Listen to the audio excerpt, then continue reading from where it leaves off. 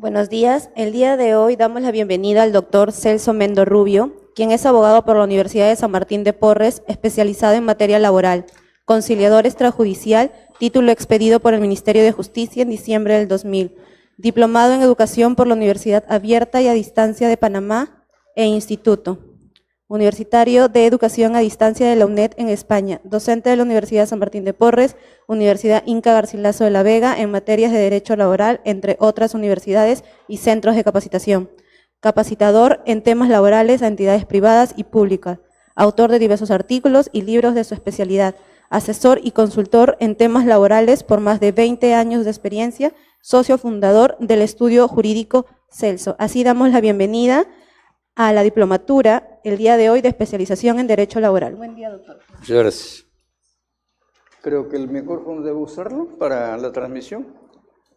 ¿O se escucha bien? Se escucha, ¿no? Ya. Muchas gracias. A ver, vamos a empezar entonces de acuerdo a la primera lámina, por favor. El currículo lo han retrasado 20 años. Ya tengo 40 años de experiencia. Los últimos 35 en materia laboral exclusivamente. Los 5 primeros sí, pues hay que hacer de todos los abogados, por 2 razones. Primera, porque uno todavía sale fresco con los conocimientos que le enseñaron y las leyes no cambiaron mucho. Pero otra razón es porque en 5 años no hay clientela todavía, hay que hacer de todo. Ya después uno busca la especialidad y los últimos 35 exclusivamente en el campo laboral.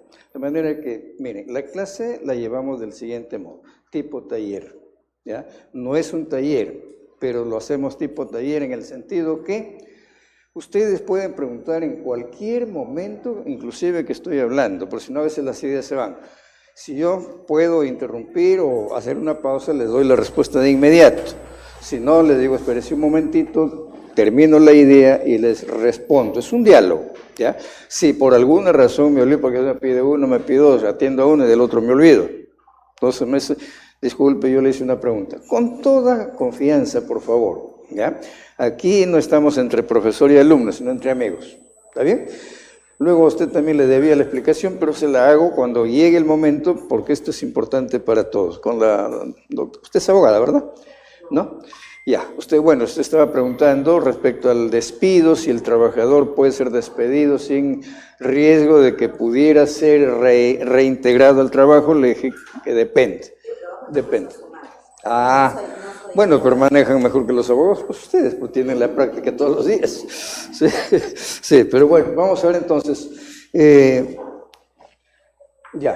Vamos a ver derechos constitucionales fundamentales del trabajador. Aquí estamos viendo en primer lugar la teoría de los derechos adquiridos. ¿Cómo se adquieren los derechos? Primero, por mandato de la Constitución del Estado, que podemos llamarle derecho constitucional. Básicamente, artículo 2, artículo 22, 23, 24, 25, hasta el 26, que son fundamentales. Por mandato de la ley, que es el derecho normativo, o llamado también derecho legal. Derecho normativo, ¿no? Por convenio colectivo, el derecho convencional, es decir, los convenios colectivos que celebran los trabajadores con su empleador. Ese es el derecho que se llama convencional, por convenio. Y finalmente, el derecho de la costumbre, que se llama derecho consuetudinario. Es decir, la costumbre también genera derechos en materia laboral. A ver, un derecho que nazca en la costumbre. Claro, si le da un bono por cumpleaños 2 años seguidos, al tercero no le puede quitar. Mínimo 2 años cuando son plazos anuales. Pero si son, usted decía, bonificaciones, usted le da pues 2, 3 meses, ya quedó. Con 3 meses ya queda, si es que es de libre disposición. Ahí es que hay que entender cuándo es o no de libre disposición. Si no es de libre disposición, debe estar condicionado en algo que cuando yo quiera quitarle, le quito la condición y el bono no continúa. Por ejemplo, si yo recibo una bonificación por decirle cualquier cosa, ¿no? Ya. Por abrir y cerrar la puerta todos los días. Correcto. Entonces, un año, digamos, Un año. ya son más de 2 veces porque le Ya. Y de repente en el mes 13 me dice Ajá. el empleador, ya no señora, ya no va a volver a abrir y cerrar la puerta, muchas gracias, hasta aquí nomás llegó esta tarea. Qué bueno, dígale, pues qué bueno. Pero Ya no voy a abrir, pero sí voy a cobrar. sí voy a cobrar. Va a cobrar, pues. Porque no estaba condicionado a nada, simplemente No, era. estaba cerrado, estaba condicionado que yo abriera. Pero decía en la boleta que está condicionado, o en algún documento. No, sí, me dice, sí, pues yo firmé un convenio. Y ahí el convenio Decía era. que era por abrir. Pero le quitaron esa cosa.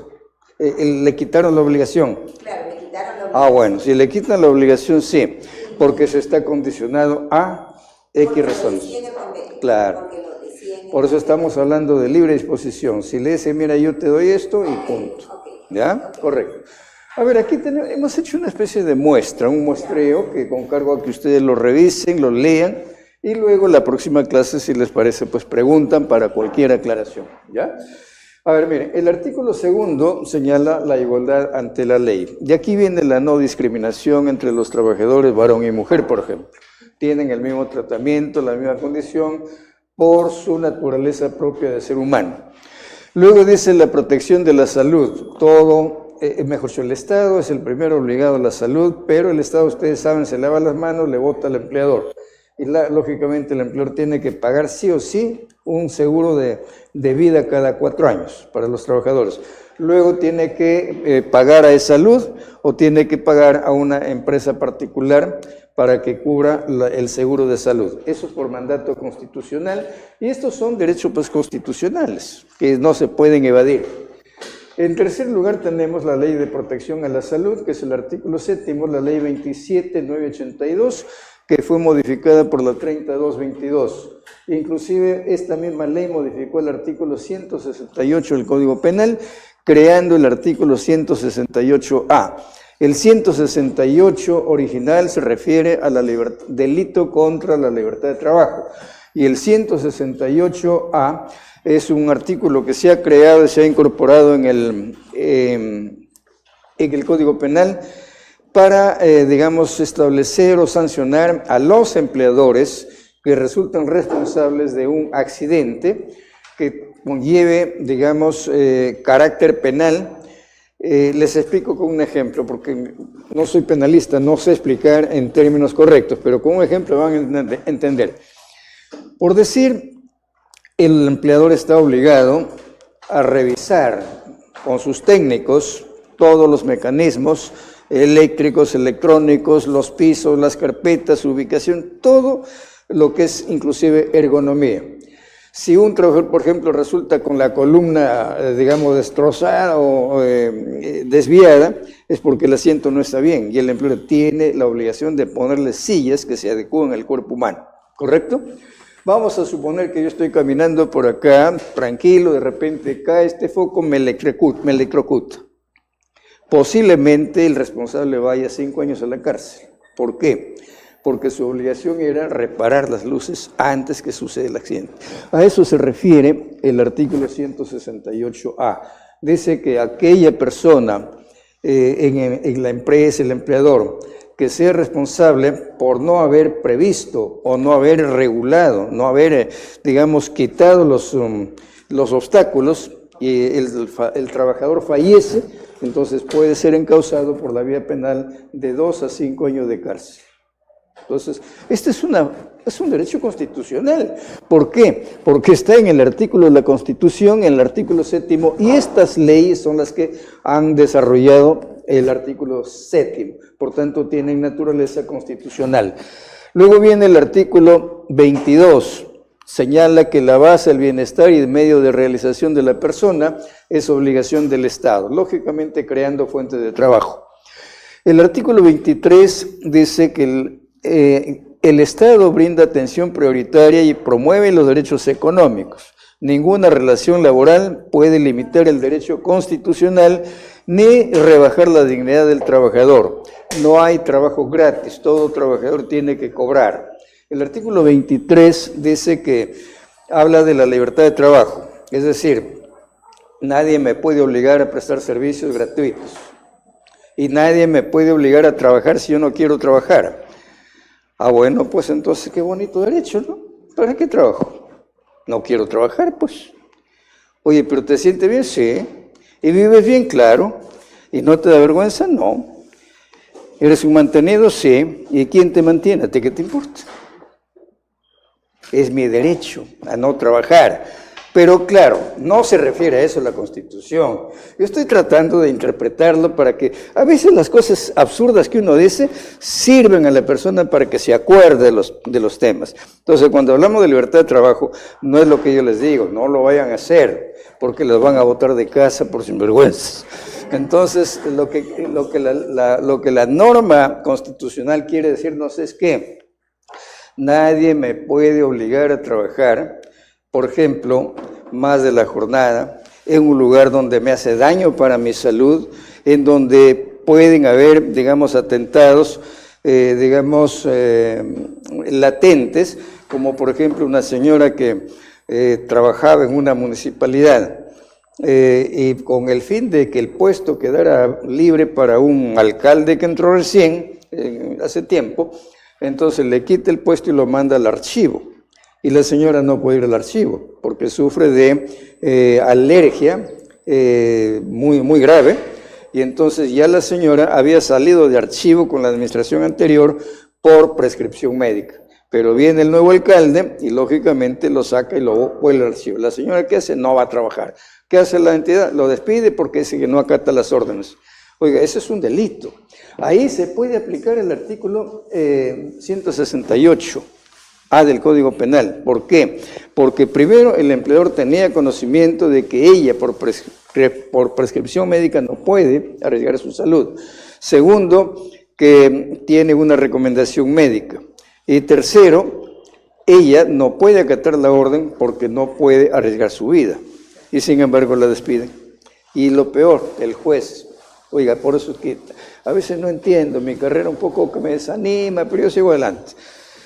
¿Cómo es posible el juez saca la sentencia y dice, infundada la demanda porque la señora no está impedida de trabajar, ¿por qué no busca otro trabajo? Pues. Y nosotros en la apelación le dijimos su vida al juez. Pues. Y a veces también uso un poco la sátira porque me da cólera, una sátira muy fina, porque si no, como se dice, me multan, los jueces ponen multas. Entonces le digo, ¿qué quiere? Que vaya a la avenida Arequipa a pararme. Claro, con otras palabras muy simpáticas. Así que me deben odiar los jueces, pues piña, ¿qué hacemos? A ver, la verdad es que no hay trabajo gratis, ¿correcto? Pero aquí toquemos un punto que es importante. Dice que el trabajo es un derecho, digamos, que lo tiene el trabajador y que lógicamente no hay trabajo gratis y que todo el trabajo tiene que ser, digamos, a plena libertad. Pero vamos a suponer, a ver, pongamos un caso. Adelante.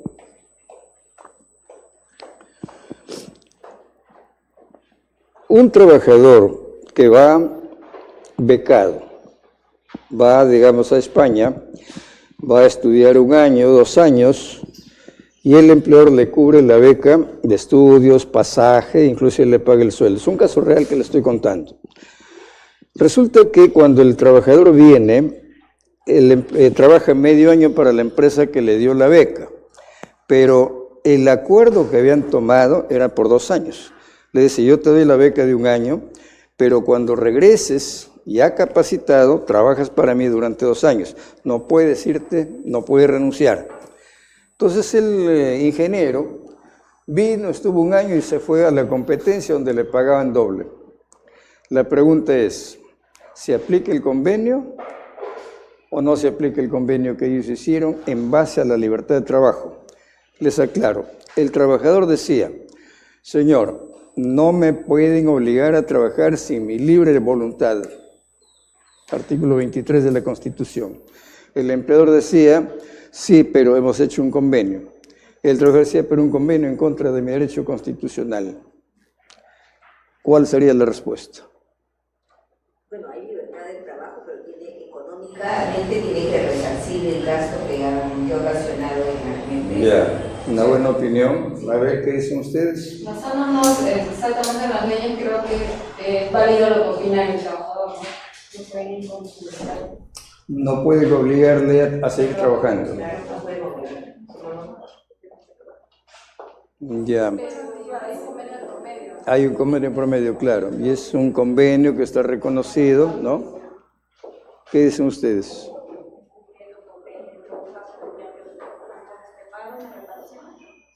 Pagar una reparación, pero no le pueden obligar. No, porque la libertad de trabajo es más alta. O sea, el artículo de la Constitución es más alto que el convenio firmado. Muy bien, muy bien, muy bien. Pero aquí, bueno, está bien, el razonamiento es perfecto, pero hay otra razón fundamental. Está en la misma Constitución.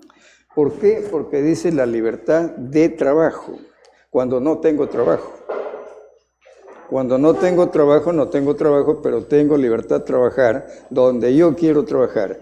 Pero una vez que ya estoy trabajando, ya no estoy buscando trabajo, ya soy trabajador. Y si soy trabajador, tengo que someterme a las reglas de mi empleador. Facultad Administrativa, artículo 9, el 0397 TR. Oiga, señor, yo he hecho el trato con usted. Y esto que estamos haciendo es un convenio dentro del vínculo laboral. Aquí yo no le estoy obligando, usted se ha comprometido con este contrato, usted sale beneficiado con la beca que le doy, y si usted se va a la competencia me perjudica, entonces ese es el fundamento. Efectivamente la respuesta es que el trabajador no tiene la razón, el empleador tiene derecho a cobrarle todo lo que ha gastado, e inclusive una indemnización por daños y perjuicios.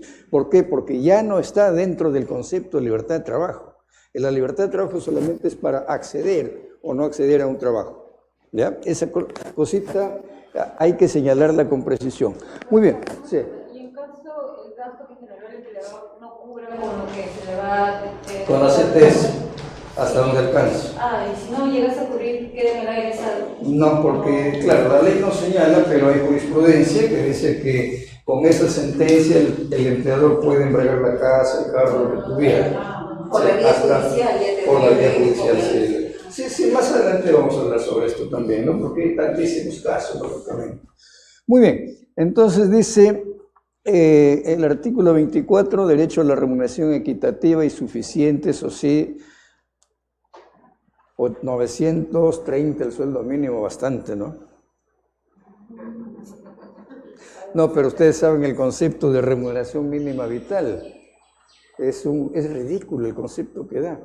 Dice la remuneración mínima vital, bueno, antes era sueldo mínimo se llamaba. Entonces el tenor de la ley decía, el sueldo mínimo vital es para que el trabajador viva dignamente él y su familia.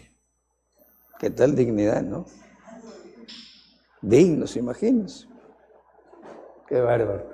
Bueno, el hecho es que, interpretando la Constitución, debe ser el derecho a una remuneración equitativa y suficiente. Pero claro, tampoco decimos que el empleador le tenga que pagar para que viva bien si no trabaja bien. Por eso es la palabra, fíjense ustedes, la palabra dice equitativa. ¿Qué quiere decir eso? Si tú trabajas bien y yo gano bien como empleador, entonces tengo que compartir contigo. En todos mis clientes que tengo, solamente hay uno que me pareció extraño, fuera de serie. Me dijo, mira, me dice, quiero que me busques una fórmula de no pagarle tributos al Estado por la sobreganancia que tengo y quiero darles a mis trabajadores. ¿Sí? Sí. Porque gracias a ellos este año gano plata. El año pasado me ganó plata. Ya distribuí las utilidades, pero quiero darles algo más. Nunca había visto, pero sí un empleador. Buscábamos una fórmula y lo hicimos. La fórmula la da la ley. Una bonificación extraordinaria por única vez al año. No genera ningún gasto adicional. Al año siguiente, los trabajadores comenzaron a pedir, pero había pérdidas. Ellos no creían en nadie, formaron sindicatos, trajeron abajo la empresa y cerraron la empresa. Por eso les digo, aquí no hay, digamos, por parte de los trabajadores a veces no hay ese entendimiento, es decir, caramba, si el año pasado se produjo, me dieron, ahora que no hay, ¿qué me van a producir? Fueron inclusive con su asesor, que viene un español, porque es empresa textil, era empresa textil, que vinieron con su asesor, ellos tienen pues a nivel internacional, tienen su sindicato, ¿no? Entonces el extranjero vino a amenazar, dijo, no tienen por qué despedir a los trabajadores sindicalizados. Señor, los hemos despedido por falta grave. Y no solo a sindicalizados, sino también a no sindicalizados. No, pero quiero que repongan a los sindicalizados. No, señor, no vamos a reponer. Si no reponen, me quejo a las matrices, a los clientes de ustedes, para que no les compren la mercadería. Háganlo y todos se van, porque la fábrica cierra. Bueno, no lo hizo, pero el problema fue que la mercadería de China tumbó todo, pues la industria. La consecuencia es que este empleador, joven todavía, falleció. Falleció porque se sintió muy mal, muy mal. O sea que se cerró la empresa. Se cerró la empresa. Un sindicato puede acabar con la empresa. Puede acabar con la empresa. Los sindicatos no son para acabar con las empresas, sino para apoyar a las empresas. Si hay tiempo, les cuento, por ejemplo, casos de, tenemos casos de Costa Rica, República Dominicana, casos de Canadá, por ejemplo. Son muy interesantes las experiencias que ellos han tenido. Caso de Taiwán, formidable. Taiwán es una de las grandes potencias mundiales. Y sin embargo, cuando venían las medias para varones, un sol el par de medias, y duraban 5 años. ¿Por qué? Porque los trabajadores ganaban centavitos. Pero ¿con qué condición, señor? Ganamos centavos hasta que las empresas se levanten. Una vez que se levantan, y ahora están tranquilos ellos, felices. Pero no, pues no es así, aquí no se entiende. El empleador es bueno, el sindicato malea todo. Creo que es más que nada por el medio cultural, porque eso... Ese medio cultural es una parte. Porque en empresas suelen dar utilidades extraordinarias, aparte de utilidades Ya ves, qué bueno. a los administrativos. Ya. De los 200 solo a 10 personas. Pero no solo 10. Solo administrativos. Que los obreros no contribuyen. No se les suele dar sobre porque solamente los que mueven el proyecto. Sí, pero el trabajador es el que pone la fuerza, no contribuyen. Eso justamente lo que Los obreros Eso crea descontento también. Crea descontento. y la palabra equitativa, Claro, no hay equidad. la palabra equitativo, por medio de una evaluación de desempeño, cosas así. Sí, claro, hay muchas formas digamos, de probar o de demostrar, pero los sindicatos deben darse para poder, digamos, sacar adelante la empresa, no para tumbar. Yo les voy a contar experiencias, háganme acordar, ahorita no puedo porque tengo que avanzar con el curso, pero en algún momento vamos a tocar, por ejemplo, una experiencia que tuvimos. Yo les pregunto, ¿los sindicatos pueden formar empresas? ¿No? Los sindicatos pueden Sí, un sindicato puede formar empresas. Sí, se van a otro lado, forman una empresa. No, claro, otra empresa no, pues, pero... La misma competencia, claro. No, la misma competencia no, pues. No puede. No, sí puede, pero salvo que, por ejemplo, México. México, sus sindicatos hacen filmaciones. Vean las películas de Cantinflas, todititas son hechas por Posa Films. Y Posa Film es una empresa cinematográfica de los trabajadores cinematográficos. Claro, Posa Film saca, todas sus películas son históricas, no tienen nada que ver con las tramas de los otros argumentos de las otras empresas. O sea, no se compiten en eso, pero sí en producir películas que las otras no producen, ¿no? Por ejemplo, los sindicatos argentinos levantan a sus empresas. Hace 3 o 4 años estuvimos por Buenos Aires, ahí decía empresa tal del sindicato tal. Y eso se sabía hace años. Pero ¿cómo lo manejan? Aquí en el Perú se hizo, lo hicimos. No duró más de 1 año. Había una carpintería que yo conocí formada por el sindicato de trabajadores. Pero ya no eran trabajadores. Eran trabajadores de la carpintería. Ya. Eran Julissa Maus, se llama la carpintería, Ay, hace como 35 años. Pero eran bien estrictos. O sea, dentro de la organización de la empresa. Como debe ser. Eran recontra estrictos. No sé si habían sido, o sea, cuando Julissa Maus había sido así, ¿no? Pero eran sumamente estrictos, pero no Claro. duró mucho tampoco, solamente trabajaron unos años nada más. Claro, es igual que el sindicato que les digo que hicimos en las... Bueno, el sindicato no lo hicimos. Nos llamaron para asesorar, les sugerimos que hagan una empresa, hicieron 2 empresas, no duró más de 1 año y medio. ¿Por qué? Porque se levantaron a las empresas los mismos trabajadores, los dirigentes. Pero vayan a Porcón. ¿Quién conoce Porcón? Cajamarca. ¿Sí? A ver, ¿conoce algo usted ahí de cómo se creó esa empresa? Es una preciosura, ¿no? Es un mundo dentro de Cajamarca, un mundo aparte. Tiene como 1.200.000 hectáreas, creo que tiene de bosques, ¿no? Tiene ahora hoteles para clase media y para turistas. Tiene de todo y ellos tienen sus propios medios de transporte de la madera, pero también tienen quesería y tienen de todo. ¿Y quiénes son? Campesinos. Campesinos que Velasco les dio la tierra y fueron los únicos en el Perú que hicieron producir y tienen lo que tienen. Casa Grande, que tenía 8.000 trabajadores, ¿qué creen que hizo? Cuando Velasco les dio la cooperativa, lo primero que hicieron fue pedir que les doblen el sueldo y que trabajen 4 horas en vez de 8. Le doblaron el sueldo, después no habían trabajadores, tuvieron que contratar de la sierra más trabajadores para suplir esas 4 horas de trabajo. No duró más de 10 años y se fue al lago. Ahora nuevamente están bajo el yugo de un empleador, de un dueño. Casa Grande, sí. Muy triste la historia en el Perú, ¿no? Mientras no haya conciencia, no. A ver, seguimos, por favor.